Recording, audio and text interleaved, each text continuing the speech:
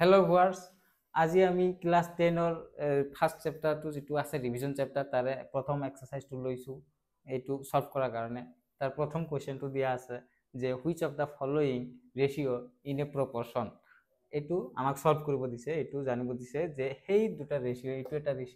এটা ৰেচিঅ' দিয়া আছে, এই দুটা প্ৰপৰশ্যনত আছে নে নাই বা কোনটো আছে আৰু কোনটো নাই সেইটো আমি সলভ কৰিব পাৰোঁ। সলভটো কৰিব পাৰোঁ, কিন্তু আমি যদি এইটোৰ বিষয়ে নাজানো, ৰেচিঅ'ৰ বিষয়ে নাজানো আৰু প্ৰপৰশ্যনৰ বিষয়ে নাজানো, সেইটোতো প্ৰব্লেম হৈ যাব। আকৌ আমি মেথছটো কৰাই হ'ব অকল এইটো, কিন্তু ভালকৈ বুজি নাপাম। সেইকাৰণে অলপ কি কৰিছোঁ, ৰেচিঅ'ৰ ধাৰণা আৰু প্ৰপৰশ্যনৰ ধাৰণা অলপ লৈ লওঁ। ৰেচিঅ' কি বস্তু? ৰেচিঅ' হয়গৈ যিকোনো দুটা items quantity unit of same type এই দুটা কি হয় যে আইটেমস কোয়ান্টিটি ইউনিট সেম টাইপৰ যি হয়, এই যিকোনো দুটা বস্তু মানে কম্পেয়াৰ কৰাৰ কাৰণে যেটো লোৱা হয় বাই ডিভিজন, যেনেকুৱা 2/5 এইটো নেচাৰেল নাম্বাৰ, এইটো নেচাৰেল নাম্বাৰ, কি হয় এই দুটা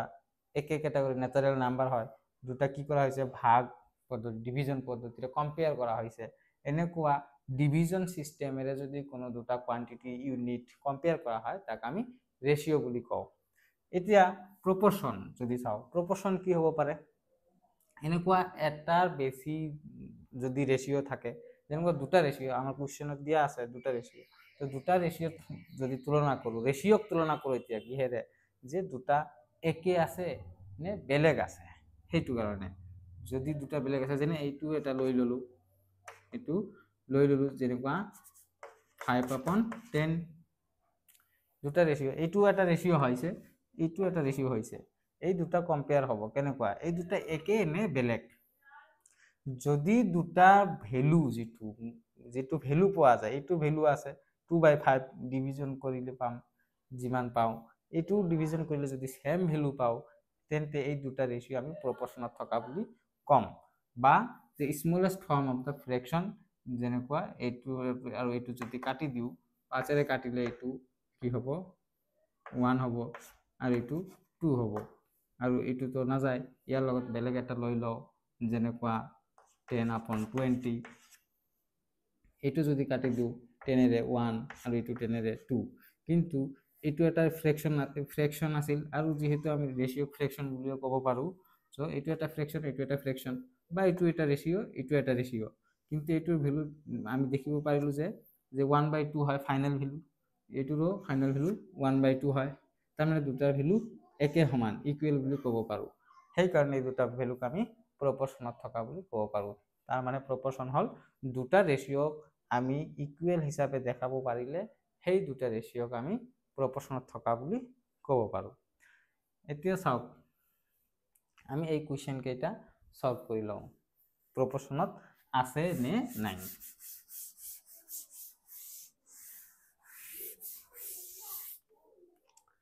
যেনেকুৱা প্ৰথম ৰেচিঅ', প্ৰথম কুৱেশ্যনে প্ৰথম ৰেচিঅ'টো যেনেকুৱা এ নাম্বাৰটো আছে 12 আৰু 21, এইটো এটা ৰেচিঅ', আৰু 32 আৰু 56ৰ মাজত এটা ৰেচিঅ' হৈ আছে। এইটো ৰেচিঅ' চাওঁ, স্মলেষ্ট ফৰ্ম বনাই লওঁ, মানে ভগ্নাংশৰ নিম্নতম ৰূপ যিটো কওঁ আমি, সেইটো যেনেকুৱা আছে 12/21, এইটো কাটিব পাৰোঁ। এতিয়া আকৌ আমি যে এইবিলাক কাটি লোৱা কোনোবাই হয়তো নাজানিবও পাৰে, বা কোনোবাৰ কনফিউজন থাকিব পাৰে, কোনোবাই কটাকটিত অলপ শ্ল' হয়, কিয় শ্ল' হয় সেইটো আমি জানি লওঁ, অলপ কি ধৰণে শিকিব পাৰোঁ বা স্পীড কৰিব পাৰোঁ বা ৰিভিজন কৰিব পাৰোঁ। এইটো হয়তো ভাল ষ্টুডেণ্ট আছে, ইহঁতেতো জানে, কিন্তু 90% যদি ভাল ষ্টুডেণ্ট থাকে, কিন্তু 1%টো অলপ দুৰ্বল ছাত্ৰ থাকিব পাৰে। সেই তাৰ কাৰণে মই এক্সট্ৰা এটা টপিক দি দিছোঁ, যেনেকুৱা 12 আৰু 21ৰ মাজত কটাকটি কৰিব লগা হৈছে। আমাৰ 12 আৰু 21ৰ মাজত যদি কটাকটি কৰিব লগা হয়, কি কৰিব লাগিব, যি দুটা নাম্বাৰক আমি কাটিব লাগে সেই দুটা নাম্বাৰ আমি কেনেকৈ কৰোঁ, এইটো যিবিলাক উৎপাদক আছে সেইবিলাক আমি ওলাই লওঁ কি হ'ব পাৰে যেনেকুৱা 12 ক আমি কি ধৰণে লিখিব পাৰো 1 * 12 2 * 6 3 * 4 এইটো মানে যেটো মাল্টিপ্লিকেশন টেবিল থাকে বা যেটো পুৰণা নেওতা বুলি কওঁ আমি সেইবিলাক আৰু জানিব লাগিব এনেকুৱা আৰু 21 ক কি লিখিব পাৰো 1 * 21 2 ৰে নহব এইটো কি হ'ব 3 * 7 এইটো হ'ব আৰু নহয় এইকেইটা এনেকুৱা আমাৰ কি কৰিব আমাৰ মগজুত এইটো চলিব লাগিব ব্ৰেইনত এইটো মানে নাম্বাৰস দেখাৰ লগে লগে এইটো মাথাত আহিব লাগিব যে কোনটো কমন আছে মানে কোনটো কিহেৰে মাল্টিপ্লাই হয় কি হ'ব পাৰে এই ধৰণে যেনেকুৱা এইটোত 1 আছে 12 আছে এইটো 1 টো সকলোতে থাকি যায় 1 টো বাদে দিলো 1 ৰ লগত যেটো আছে সেইটো বাদে দিলো যেহেতু 1 থাকি যায় 1 ৰ বাহিৰত আৰু কি কমন থাকি গৈছে দেখা গৈছে যে উৎপাদকত ইয়াতো 3 আছে ইয়াতো 3 আছে আৰু বাকি নাই তাৰ মানে এই যেটো কমন উৎপাদক পালো দুটা নাম্বাৰ দুটা বেলেগ নাম্বাৰ আছে যদিও সেই দুটা বেলেগ নাম্বাৰতে আমি কমন উৎপাদক হিচাপত কি পাইছো 3 পাইছো এই 3 ৰে তাৰ মানে আমাৰ এই ভগ্নাংশটো যেটো আছে ফ্ৰেকশন বা ৰেশিও যেটো আছে সেই ৰেশিওটো আমি কাটিব লগা হৈছে কেনেকৈ কাটিব লগা হৈছে এই 3 ৰে যদি আমি 21 কাটো মানে 3 21 মানে 3 * 7 ইয়াৰ পৰা যদি 3 কাটি দিও 21 ৰ পৰা 3 কাটি দিলে কি থাকিব 7 থাকিব আৰু 12 ৰ পৰা 3 কাটি দিলে তেনেকৈ 4 থাকিব এইটোৱে কৈছো যে কটাকটি কৰাৰ কাৰণে মাল্টিপ্লিকেশন টেবিলটো বা পুৰণা নেওতাটো যেটো আছে ভালকৈ জনা থাকিব লাগিব এতিয়া আমি ক'ব পাৰো যে 3 ৰে কাটিব পাৰো যেহেতু দুটাৰ ভিতৰতে 3 কমন উৎপাদক হিচাপে আছে ফ্যাক্টৰ কমন ফ্যাক্টৰ হিচাপত আছে সো 12 ক যদি 3 ৰে কাটি দিও কি হ'ব 3 3 4 গুণ 12 হয় আৰু সেম কাটাকটিৰ কাৰণে সেম নাম্বাৰেৰে কাটিব লাগিব দুটাকে এইটুক যদি 3 ৰে কাটিছো তেনেহলে এইটুকো 3 ৰে কাটিব লাগিব এইটুক 3 ৰে কাটিলে হৈ যাব আমাৰ 7 তাৰ মানে ইয়াত 4 আৰু 7 ৰ মাজত তেনেকুৱা কমন থকা উৎপাদক নাই থাকিব 1 থাকিব 1 ৰ বাহিৰত 1 টো বাদে দিলো আমি 1 টো সকলোতে পাই যামে কিন্তু 1 ৰ বাদে আৰু কিমান উৎপাদক কমন থাকে সেইটো লক্ষণীয় এতিয়া বাকি থাকিল কি 4 আৰু 7 থাকি গল সেই 4 আৰু 7 ক আমি সেই ভগ্নাংশটোৰ স্মলেষ্ট ফৰ্ম অফ দ্য ফ্ৰেকশন বুলি ক'ব পাৰো আৰু এইটোৱে হল ইয়াৰ ফাইনাল ভ্যালু সেইটো যেটো আছিল 12:21 আৰু ৰেশিও যেটো হয় অলপ আগতে কলো যে ৰেশিও মানে হল এইটো চিহ্নৰ নাম ৰেশিও এইটো চিহ্নৰ নাম ৰেশিও ৰেশিও মানে হল দুটা বস্তুৰ কম্পেয়াৰ কৰা হয় বাই ডিভিজন সেই কাৰণে ইয়াক আমি ডিভিজন হিচাপত লৈছো আৰু ডিভিজন হিচাপত লৈ কেনে কাটি দিলো ইয়াৰ ফাইনাল ভ্যালু আহি গল আমাৰ 4/7 তেনেকৈ কি হ'ব আৰু আছে নেক্সট ৰেশিওটো আছে 32:56 32:56 আছে যদিও তেনেহলে আমি এটো ভগ্নাংশত লব পাৰো বা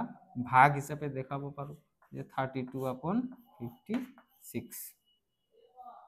কেতিয়াবা ডাঙৰ নম্বৰ আহিলে আমি কাটাকাটি কৰোতে কি কৰো বেছি সময় লাগি যায় তেতিয়া ইমান সময় নালাগি সৰু অংকৰে আমি কি কৰিম ভাগ কৰি চাব পাৰিম যেনেকুৱা 2 ৰে যদি এটো কাটি দিও কি হ'ব 2 ৰে কাটি দিলো এটো 16 পালো আৰু 2 ৰে কাটি দিলে এটো কিমান হ'ব 2 28 আকৌ দেখা যায় যে ইটোও 2 ৰে ভাগ যাইছে ইটো 2 ৰে ভাগ যাই আছে এটুক যদি 2 ৰে ভাগ যাও দিও কি হ'ব 8 হ'ব আৰু এটুক দিলে কি হ'ব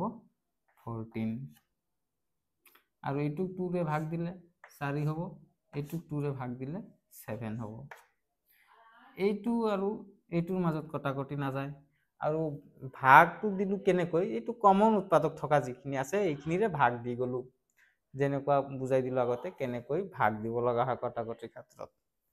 এতিয়া গম পালো যে আমাৰ যেটো 32:56 আছিলে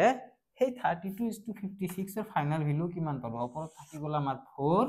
আৰু তলত থাকি গল আমাৰ 7 এতিয়া চাওক এইটো যেটো আছিল 12:21 এটোৰ ভ্যালুও পাইছিলো যে 4/7 আৰু 32:56 যে আছে এটোৰ ভ্যালু পালো আমি 4/7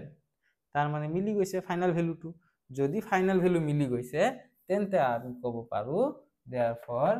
কি কব পাৰো যে হেইটো ৰেশিও যেটো আছিল 12:21 and 32:56 in proportion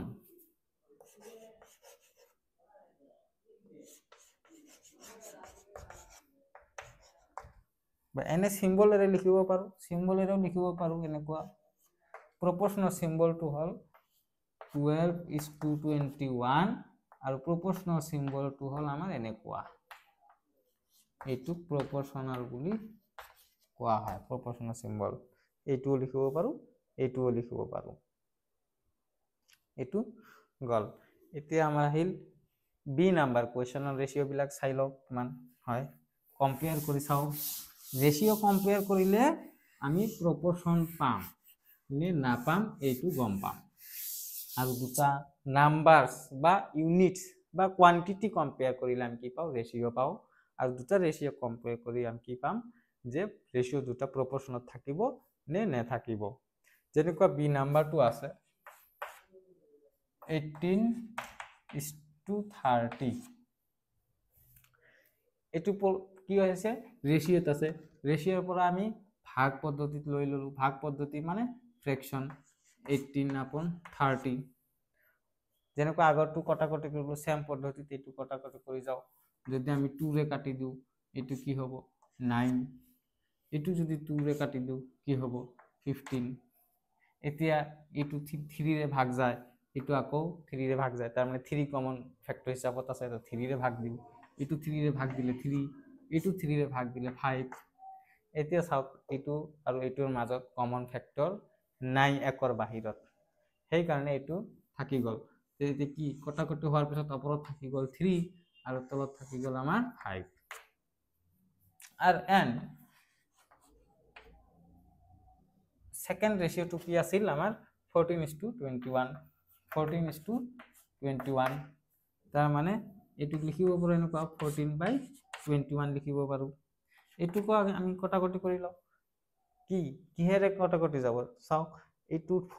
14 কি হ'ব পাৰে 2 * 7 হ'ব পাৰে আৰু 21 3 * 7 তাৰ মানে 7 টো কমন ফ্যাক্টৰ হিচাপত আছে সেই কাৰণে 7 এৰে কাটি দিলে এটো হ'ব 2 আৰু এটো হ'ব 3 তেনেহলে এটো ফাইনাল ভ্যালুটো যেটো পালো আমি 2/3 কিন্তু দেখা গল যে আগৰ ৰেশিও যেটো আছিল এটো ফাইনাল ভ্যালু আছিল 3/5 কিন্তু এতিয়া যেটো আছে 14:21 এটো ফাইনাল ভ্যালু পালো আমি 2/3 দুটা মিল নাই দুটা কি হৈছে মিল নাই মিল নথকা বিলাকত আমি কি কব পাৰো এই দুটা proportionত নাই বুলি কব পাৰো so we can say that 18:30 and 14:21 are not in a proportion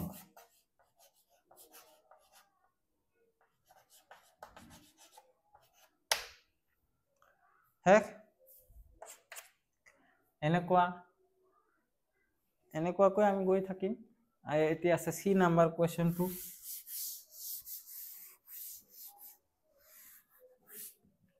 সি নাম্বাৰত কি দিয়া আছে 22:33 22:33 এটুক আমি ভগ্নাংশত লৈ লও ভগ্নাংশ বা ফ্ৰেকশন বা ডিভিজন যি কও 22/33 এইটোৰ ভিতৰত কমন ফ্যাক্টৰ হিচাপত কি আছে 11 কমন ফ্যাক্টৰ হিচাপত আছে 11 এৰে যদি 22 কাটি দিও তেনেহলে 2 থাকিব আৰু 33 কাটি দিলে 3 থাকিব তেনেহলে ফাইনাল ভ্যালু বাকি থাকিলে আমাৰ 2/3 আৰু নেক্সট ফ্ৰেকশনত আছে আমাৰ 33:24 and 33 33:24 এইটুক আমি লওঁ এনেকুৱা 33:24 এই দুটাৰ মাজত কি কমন ফেক্টৰ হিচাপত আছে এইটো 3 × 11 33 so 33:24 is equal to 33/24 এনেকুৱা লিখিব পাৰো এতিয়া যদি কটাকটি কৰি দিও তেনেহলে এইটো 3 ৰে কাটিলে হ'ব আমাৰ 11 আৰু এইটো 3 ৰে কাটিলে হ'ব আমাৰ 8 3 8 যা 24 এতিয়া দেখা গল 11 আৰু 8 এই দুটাৰ মাজত কমন ফেক্টৰ নাই কেমন না থাকিলে তো কাটাকাটি নহবই আৰু সেই কাৰণে এইটো ফাইনাল ভ্যালু গৈ পালো আমি 11/18 যেহেতু দুটা মিলা নাই তার মানে আমি কব পাৰো যেহেতু 2/3 not equal 11/8 so we can say that 22:33 and 33:24 are not in a proportion.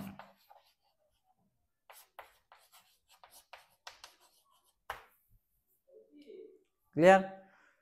So next D number to চাই লও proportion আছে নে নাই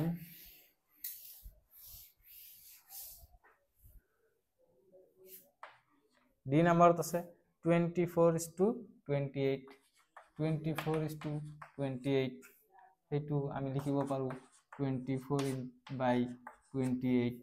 এইটো যদি কটাকটি কৰি যাও 2 ৰে কাটি দিও কিমান হ'ব 12 2 ৰে কাটি দিম কিমান হ'ব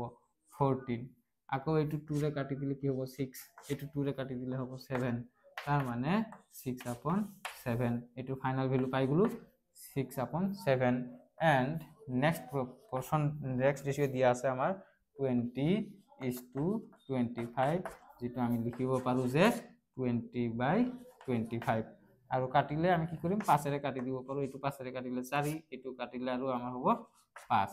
আৰু 4 আৰু 5 এর মধ্যে কমন ফ্যাক্টর নাই সেই কারণে ই থাকি গল 4/5 তার মানে আমি জানিলো যে যেহেতু 6/7 not equal 4/5 so therefore the two ratio 24:28 and 20:25 are not in a proportion.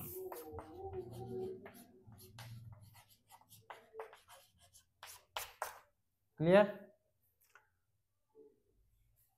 बस है सीधा